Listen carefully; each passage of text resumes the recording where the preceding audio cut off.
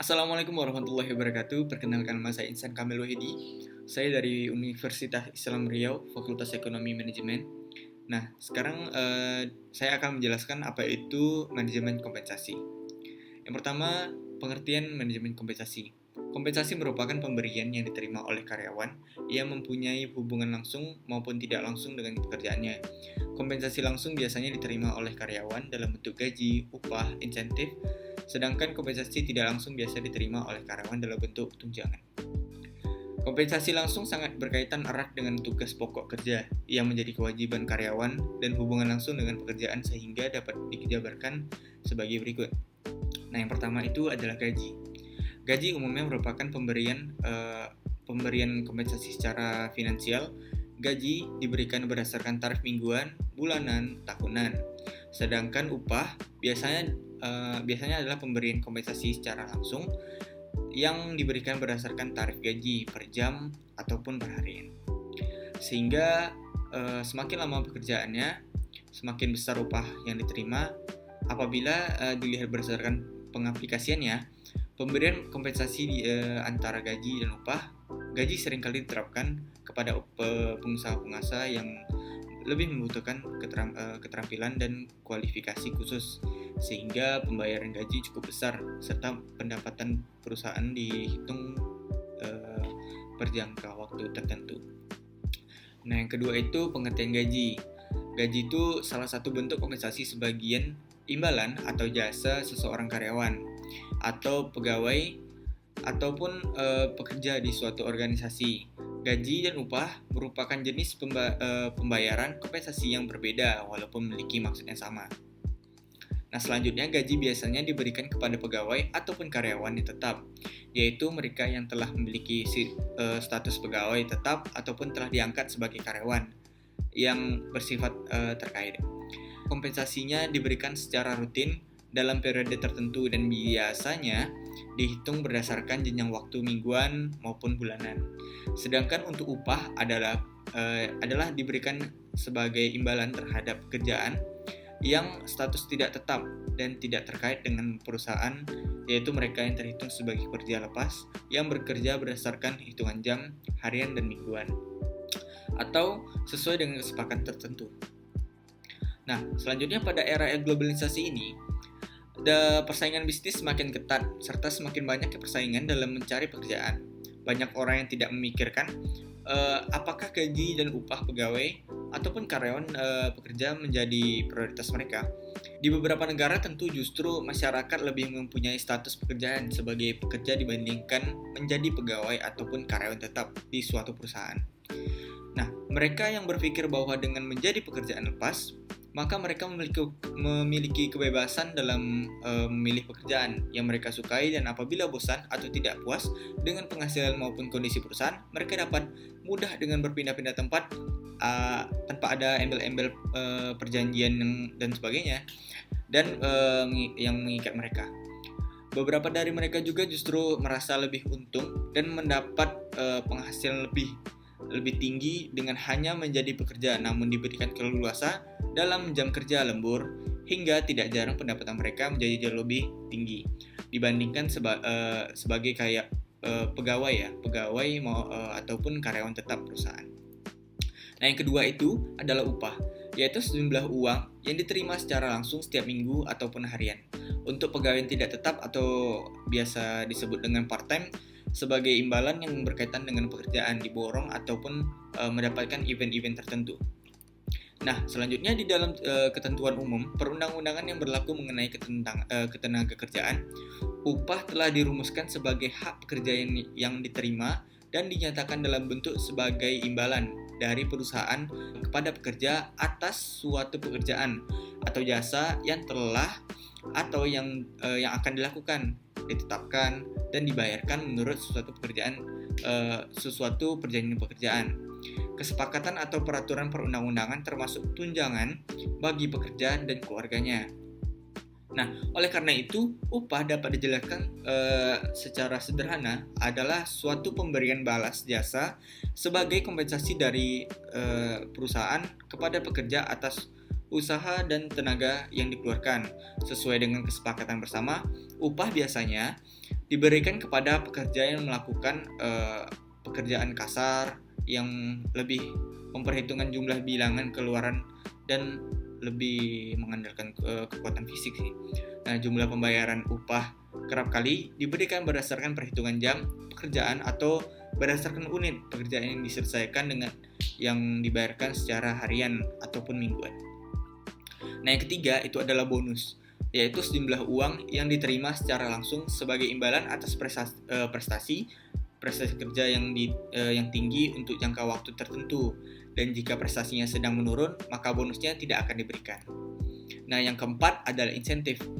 Menurut Kamus Besar Bahasa Indonesia, kata insentif sendiri memiliki makna sebagai tambahan penghasilan, baik berupa uang, barang, dan sebagainya, yang diberikan untuk meningkatkan gairah kerja, atau dapat disebut juga sebagai uang perangsang. Nah, selanjutnya, secara umum, insentif adalah suatu imbalan yang dapat membentuk uang ataupun barang yang tujuannya untuk mendorong atau mendorong suatu kegiatan. Selain itu dapat diartikan juga sebagai sesuatu yang diberikan kepada tenaga kerja karena kinerjanya lebih standar yang ditentukannya. Nah, insentif merupakan pemberian kompensasi secara finansial dan merupakan tambahan-tambahan di luar gaji yang telah ditetapkan atau upah yang diberikan oleh perusahaan. Nah, tujuan dalam memberikan insentif bagi tenaga kerja sebagai berikut. Ada dua nih. Yang pertama, agar standar kehidupan meningkat dengan menerima pembayaran di luar gaji pokok. Yang kedua, agar semangat kerja pegawai terdorong sehingga mereka semangat untuk berprestasi dan yang lebih baik. Nah, yang kelima yaitu adalah tunjangan. Tunjangan merupakan pemberian kompensasi secara finansial dan non-finansial yang merupakan tambahan-tambahan di luar gaji maupun upah. Misalnya asuransi kesehatan, asuransi jiwa, asuransi hari raya, tunjangan melahirkan, program pensiun, dan tunjangan-tunjangan lainnya yang berhubungan dengan kepegawaian. Tunjangan ini dibagi menjadi dua. Yang pertama, tunjangan tetap. Tunjangan tetap adalah suatu pembayaran yang teratur berkaitan dengan pekerjaan yang diberikan secara tetap untuk pekerja dan keluarga serta dibayarkan dalam suatu waktu yang sama dengan pembayaran upah pokok seperti tunjangan istri, tunjangan anak, tunjangan perumahan, tunjangan kematian, tunjangan daerah, dan lain-lain. Tunjangan makan dan tunjangan transport dapat dimasukkan dalam kompensasi tunjangan apabila pemberian tunjangan tersebut tidak dikaitkan dengan kehadiran dan diterima secara tetap oleh pekerja menurut suatu waktu harian ataupun bulanan. Nah, yang kedua itu tunjangan tidak tetap. Tunjangan tidak tetap ini adalah suatu pembayaran yang secara langsung atau tidak langsung berkaitan dengan pekerjaan yang berkaitan secara tidak tetap untuk bekerja dan keluarga, serta dibayarkan menurut satuan waktu yang tidak sama dengan pembayaran upah pokok seperti tunjangan transport yang didasarkan pada kehadiran. Tunjangan makan dapat dimasukkan ke dalam tunjangan tidak tetap apabila tunjangan tersebut diberikan atas dasar kehadiran atau pemberian tunjangan biasanya dalam bentuk uang ataupun fasilitas makanan. Nah, yang keenam itu fringe benefit. Kompensasi non-finansial kompensasi atau fringe benefit yaitu imbalan yang diberikan terhadap karyawan dalam bentuk bukan uang seperti jabatan yang dipromosikan, jabatan yang banyak kesempatan berprestasi, dan juga kondisi kerja, misalnya kondisi kerja yang nyaman, tim kerja yang menyenangkan, ruang ber-AC, ada wifi. Ini termasuk fasilitas yang cukup dan fasilitas-fasilitas yang lain maksudnya. Yang ketujuh adalah program keselamatan dan kesehatan kerja. Nah, yang pertama ini adalah asuransi kematian yang merupakan tunjangan yang diberikan kepada pihak keluarga yang mewariskan tunjangan akibat kematian tenaga kerja. Nah, yang kedua yaitu asuransi kematian ini sendiri diberikan adalah agar keluarga yang ditinggalkan dapat memiliki waktu untuk menyesuaikan diri pasca kematian dari tenaga kerja tersebut. Berdasarkan dari nilai asuransi kematian ditentukan oleh peraturan pemerintah yang disesuaikan oleh perusahaan. Asuransi ini diberikan apabila tenaga kerja yang meninggal tersebut adalah akibat terkena dampak dari pekerjaan yang dilakukan selama ini atau mengalami kecelakaan kerja dan tidak terkait dengan kematian akibat kelalaian di luar lingkup pekerjaan. Kompensasi tunjangan tenaga kerja sebagai bagian dari asuransi cacat, asuransi medis, asuransi rumah sakit, dan asuransi kematian dibagi menjadi 4 kategori, yaitu yang pertama itu pendapatan karena cacat akibat kecelakaan kerja, yang kedua pendapatan melalui perawatan medis akibat kecelakaan kerja, yang ketiga yaitu pendapatan melalui pelayanan rehabilitasi rumah sakit akibat kecelakaan kerja, yang keempat adalah pendapatan melalui tunjangan kematian akibat kecelakaan kerja. Yang kedelapan, tanggungan kesehatan. Asuransi rumah sakit merupakan tunjangan lanjutan akibat pemberian asuransi medis. Asuransi rumah sakit ini diberikan apabila tenaga kerja perlu mendapatkan perawatan insentif di rumah sakit dan juga perlu mendapatkan perawatan rehabilitasi untuk pemulihan pasca kecelakaan kerja dan sebagainya. Asuransi rumah sakit ini sendiri ditambahkan apabila perawatan tenaga kerja pasca kecelakaan kerja tidak memungkinkan untuk dilakukan sendiri ataupun dilakukan di rumah.